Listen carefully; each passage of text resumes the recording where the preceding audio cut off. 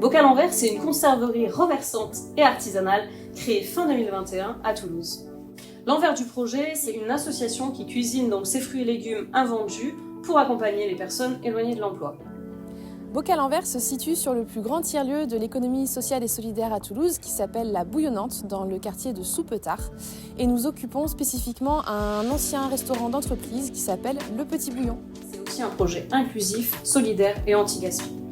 Ce qui nous a inspiré pour créer le projet Bocal en verre, ce sont des initiatives existantes en France autour de l'anti-gaspi, de la conserverie artisanale et des métiers d'insertion. Le projet, toutes ses valeurs et tous ses objectifs, c'est les objectifs de l'économie sociale et solidaire, dans le sens où on a une gouvernance partagée, où on va aller chercher un impact environnemental et un impact social, et que c'est un projet qui s'inclut vraiment sur le territoire toulousain. Les partenaires qui ont permis l'émergence du projet sont les premiers financeurs publics, notre première campagne de financement participatif pour acquérir du matériel, mais également les associations partenaires du projet social pour accompagner nos salariés et bénévoles à travers leurs différentes problématiques, leur insertion professionnelle et aussi sur le volet du handicap. Donc nous avons un modèle économique hybride. On dépend à la fois du chiffre d'affaires avec la vente des bocaux à nos clients, donc tout ce qui est hôtel, épicerie, magasins, cavistes, etc. Et également des financements de financeurs de collectivités territoriales ou de financeurs privés qui nous permettent d'appuyer le projet social et d'investir dans du matériel. Donc nous produisons plein de types de bocaux différents puisque depuis le début nous avons dû faire avec les fruits et légumes qui nous sont donnés, qu'on ne connaît pas à l'avance, donc on a inventé un peu moins d'une centaine de recettes. Et ça va être avec des confitures, des chutneys, des tartinables et la compote qui vient d'être lancée.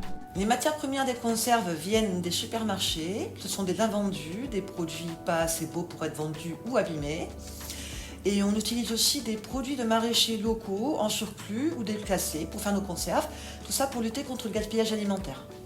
Les bocaux sont produits par une équipe de salariés en insertion et de bénévoles. Une journée type à Bocal en verre, ça commence par réceptionner les légumes, les trier, les laver à l'eau vinaigrée, les couper manuellement ou au robot coupe, suivre des conserves, empoter, mettre des étiquettes et préparer les commandes. Déjà, Bocal en verre a la particularité de ne pas mettre de colle sur ces étiquettes, ce qui facilite le recyclage. Donc nous récupérons les bocaux à chaque livraison, nous les lavons, nous les réutilisons et pour les capsules, comme nous ne pouvons pas les réutiliser, nous les donnons à une association partenaire qui s'appelle Canette et qui œuvre au profit des personnes en situation de handicap. On ne jette rien chez Bocal en verre, c'est anti-gaspi, zéro déchet jusqu'au bout. On travaille avec une entreprise toulousaine, Hector le Collector, qui vient les collecter pour les valoriser. Les bocaux sont distribués en circuit court à Toulouse pour nous permettre de faire les livraisons en vélo cargo et de travailler avec des distributeurs tels que des épiceries ou des hôtels. Les avantages d'être une conserverie urbaine, ça permet vraiment d'être en proximité avec nos bénéficiaires mais aussi avec nos clients. La conserverie de Bocal en verre est inclusive car les tâches de conserverie sont accessibles à tous sans compétences préalables. Toutes les compétences peuvent s'acquérir sur place. Ensuite, nous pouvons faire travailler des personnes avec des degrés d'autonomie différents. Et pour les aider dans leurs tâches, nous adaptons leur poste à leur handicap et nous avons aussi rédigé toutes les recettes et toutes les consignes en facile à lire et à comprendre, c'est-à-dire une technique de rédaction accessible aux personnes en situation de handicap, mais aussi plus facile pour des personnes primo-arrivantes qui ne maîtrisent pas le langage. Alors les compétences qui sont développées au sein de la conserverie Bocal en verre, c'est des compétences à la fois techniques, transversales et de savoir-être. Donc techniques de base sur la cuisine, l'hygiène et la sécurité, transversales puisqu'elles peuvent se retrouver aussi dans d'autres métiers, et de savoir-être concernant notamment l'autonomie, la transmission des savoirs entre les salariés et les bénévoles, la confiance en soi et le travail en équipe.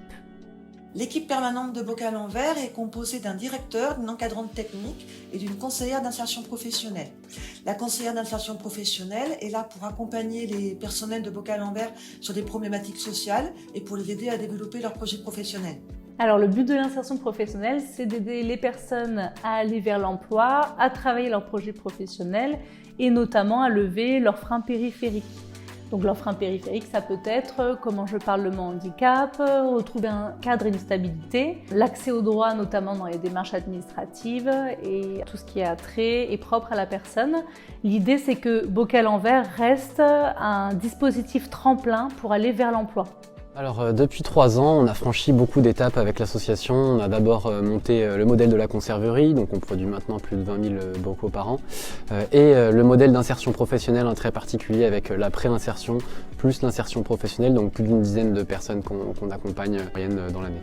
Donc nous aimerions remercier tous nos partenaires associatifs qui on a pu avancer main dans la main, avec qui on a développé tous ces projets incroyables. On aimerait remercier aussi toutes les personnes qui nous ont fait confiance et qui ont avancé au cours du projet avec nous. Nos premiers bénévoles et tous les membres actuels du projet qui nous ont permis de grandir, les prochaines personnes qui vont rejoindre le projet également, ainsi que nos partenaires privés et publics qui nous ont financés et qui nous appuient également dans ce développement à Toulouse. Pour soutenir le projet Boc à l'envers, il est possible de faire un don à notre association, de proposer du temps en tant que bénévole ou tout simplement d'adhérer et ainsi vous pouvez participer à la vie collective du projet. Et tout se passe sur Hello Asso.